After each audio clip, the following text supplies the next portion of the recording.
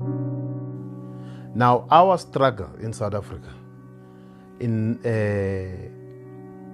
the time when the British arrived, what we would refer as the wars of resistance. What happened was that when we were fighting against wars of resistance or wars of dispossession, we were defending our land. We were fighting for what was being stolen from us, our land.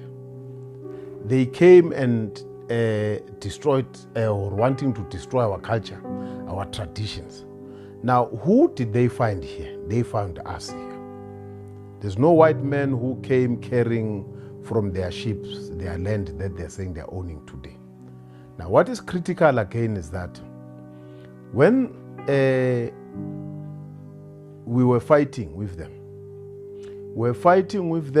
dividedly as tribal groupings. But later, we, the kings, we, the chiefs, we, the traditional leaders, formed what we called the ANC. At that time, in 1912, we created what we call the South African Native National Congress. It had two houses, the upper house and the House of Commons. The upper house, it was the House of the Royals. All of the kings and the chiefs were represented in that house. And there was the lower house of the Commons. The lower house of the Commons, it is what you see today in the ANC, where you'd find the president, where you find the deputy president, where you find the secretary general as they were in the national executive. What we said to them was that we are giving you the mandate as the kings and the chiefs, or the traditional leaders of this area. We met. Now, the ANC at that time, it was not the ANC of what we would refer in 1912 of South Africa. We would have the South African Native National Congress with open and stroke and close bracket South Africa, of Zambia, of Tanganyika, of the Congo, of Namibia. What we all of us would have all the representatives, and the kings and the chiefs came from all these regions of Africa. They came together under one umbrella in Bloemfontein in 1912, January the 8th. And then even the rent or the venue, it was, the money came from the Swazis who contributed to make sure that they pay for the venue. You see, it was us who was responsible for that. So when we gave them the mandate was go and get the land, meaning get to go and fight peacefully for the land that was stolen from us. Restore our cultures, restore our traditions. Mandates. Let me repeat the mandates. Go and get the land that has been stolen from us. Restore the traditions and the dignities of our Africans by getting back the land that was stolen. At that time, the British created what we call the Union of South Africa, where they excluded black people. That's why a lot of people don't understand the Union building. The Union building, those domes that you see there, they don't represent any person of the color of our skins. Those domes, they represent the British or the English and the Afrikaners. We are not anywhere there. If we are to say we are celebrating the existence of Union building, it means we are celebrating something that is not representing us or including us as the Africans. According to the agreements of the Vereeniging Agreement, they agreed themselves what we called the Anglo-Boer War. Anglo stands for English, Boer stands for Afrikaners. They agreed. That's how they created that Union building. So it excludes us. So our mandate, just to go back again, our mandate was to say to the ANC at that time, the South African Native National Congress. Get the land that was stolen. Negotiate with these people. What happened is that when we were negotiating with them, it was a passive resistance. By so doing, they did not want to listen to us. The second phase of our struggle changed from passive resistance to radical resistance. That's when the Youth League, Mandela's and them, they came in the 40s. The defiance campaigns, we continue. Another third phase of our struggle was when the ANC was banned in 1960, when they killed people in Sharpeville for marching peacefully against the passes. We then moved to the third phase of our struggle. The third phase was taking up arms against the then government, because the organizations that were peaceful were now being silenced. They were banned in 1960. Now, why I'm talking about this is that the kings and the chiefs sent people to go to undergo military training, to undergo a military training in areas of Africa. What is those countries? You would find Congo would have at that time the chief representative. It was called Zaire. We have Angola. All those African countries in Tanganyika, everybody went there. Now, why did they go there? Historically, is that we are Bantu people. We originate from the Congo. It was not by default. It was not by mistake for them to go to Congo or to go to Angola, because according to the demarcation, according to the border of our forefathers, before Berlin Conference, Angola was part of the Congo. Zambia was part of the Congo. Zimbabwe was part of the Congo. You go to Gabon, you go to Cameroon, you go to up in Ivory Coast, it's part of Congo. We had the Baza Congo, you know. We had only one kingdom in the continent.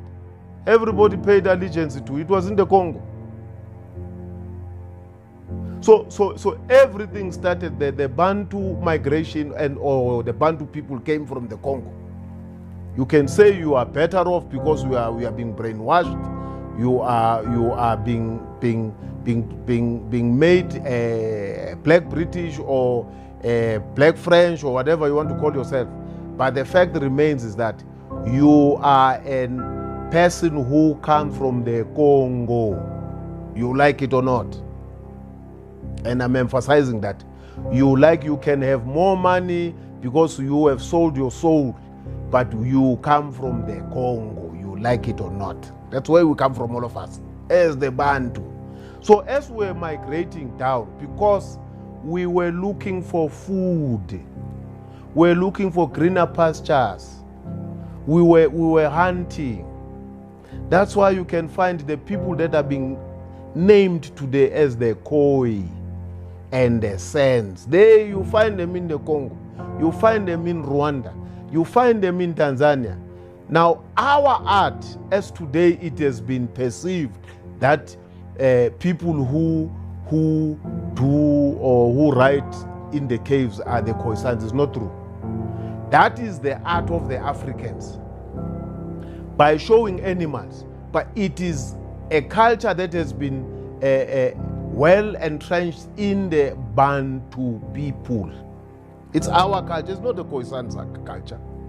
Khoisan is just a small, minute, it's a clan. But we are the majority of this continent. We are the owners of this continent. And all of us, we knew that we pay allegiance to one kingdom in the Congo. The white men came and divided the whole continent into themselves. They had a meeting, the Bismarck. They had a meeting where they decided to say it's a Berlin Conference, where they said that portion will belong to who, that portion will belong to who. They destroyed our cultures. Today we think we are white. We think we are better than the other Africans. The borders were introduced by the very same colonizers. Who are the colonizers? People who change your way of doing things, your culture, your traditions. These are the people who destroyed you. You might even find out that a person who lives beyond your border, it might be your uncle, it might be your grandfather or your grandmother or your aunt. You know, when I was in Angola, I was at the VIP lounge. One person who's responsible for protocol is the protocol officer at the VIP lounge. They were talking and pointing at me as I was talking to some other dignitaries. They're waiting for the plane for the SAA to come. This man came to me shaking. He says to me, "Excellency, do you mind if I borrow your passport?" I said, "No problem." "Why? Is it a problem?" He says, No.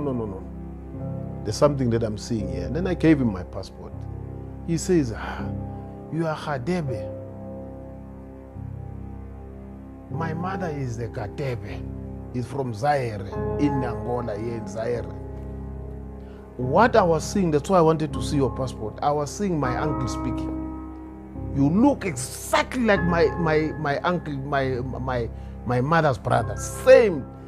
The structure of your teeth, same. Your walk, the way you laugh as you're talking to the ministers, the same." And you know, I looked at you when you were working, you were preparing tea. I said, "I can't believe this." I remember up to today, even in Angola, they refer him as my nephew. Even the time I went again, he came to welcome me. Even when I was at the meeting at the headquarters of MPLA, he came. He says, Uncle, I came to say hi to you." He says, "When I took a photo, I showed my mother, you know, the video, they could not believe at home." So I'm saying there is a possibility that all of us are interrelated. Now, there's a problem in Africa, and that problem was created by the very same colonizers that I'm talking about. They take the names of people, they make them surnames.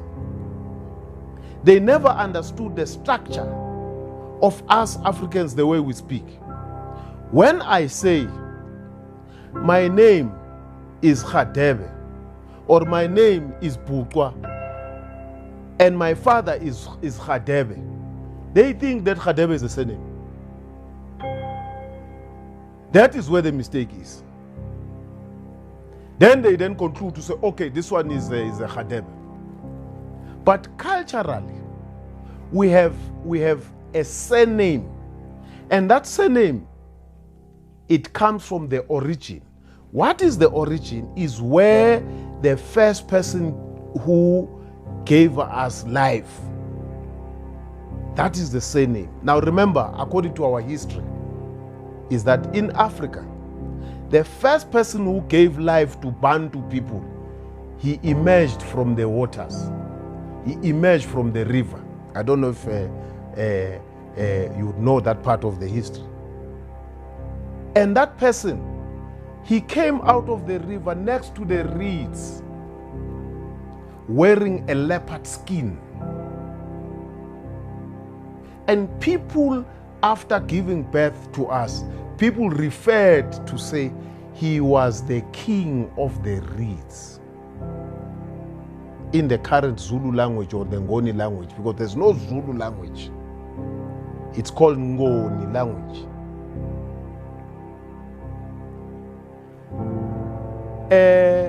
They say Inkosi yomhlanga or Inkosi yohlanga. It comes from that origin. When you go to the Sudanese, they say the same history. When you go to the Ethiopians of Ambo, they say the same story. They said, our father came from the river. Now that is the same concept that was now used in the Bible of Moses. To say he came from the river, Pharaoh found him, or what? Pharaoh's wife. we came before Pharaoh in Nubia, what we would refer today as Egypt. It was the Nubians who created, who built those pyramids. It was Bantu people who built those pyramids. I don't know if you know the history. It is us who built those pyramids. It was not the Arabs. The Arabs don't even respect that history there, because why? They sell things in front of those pyramids. They sell things in front of those graves there. They are an invasion force. Now we started from Nubia. Nubia, it's us, the Bantu people who lives there. That's the history, you can't change it. Africa, it is us. Now at the other side of the Nubian side, there was floods. We ended up moving up where it is today called Egypt. Go to Egypt, you'll see. Go to Europe, you'll see. Go to Indonesia. Indonesia, it is us, the Bantu people who are there, the first inhabitants of Asia. I have a proof, I can give it to you. You go to Europe, it is us. We are the creation of the Vatican Church. The first prophets, the first St. Paul or whatever, you'll see, they are Africans, they are Bantu like me and you. It's us that are having a direct contact with God. Show me Caucasians that are prophets like ourselves. Look at the history of the cradle of humankind. It points at the Congo. We come from there. The question is, why Congo? Yes, I hear people say the Garden of Eden is in Ethiopia. But I think we need to revisit that history again. Why? And that Jesus, you know that the very same story of Jesus is black. I don't know if you know the story. He lived in Abyssinia. Where is Abyssinia? It's in Africa, in Ethiopia.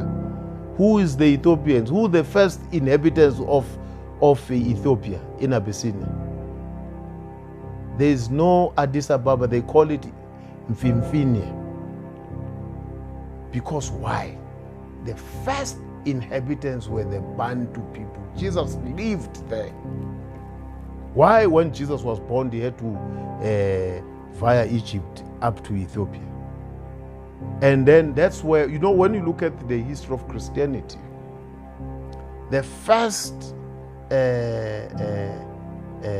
know, what do they call it? Scriptures of Christianity. I don't know if you know that you'd find them in Ethiopia. 3,000 years before Christ. It's there. I visited, I could not believe when I was there. So I'm saying, we are the direct descendants of God. What happened to Joseph? Who was Joseph to be made one of the very important people in the kingdom? Not because of his dream. It's because they could see the bloodline. Look at Israel today. How far is it from Africa, Israel? Who are the original Hebrews? I'm trying to put facts on the table. We are the direct descent. We are the Hebrews. They always say the Hebrews, they come from Ethiopia. They don't want to say, because they will give us credits, because they don't want to say they come from Congo. When you fast for 7 days without eating, what is that you see? Immediately we have a connection with God. Why? Ask anybody to do it. They'll never. But because what we have done is that we have lost it. Embrace something that we don't know. Now, what we need to do is to go back to the basics and know who is God and know how do you relate with God. then you would understand how important you are in this world.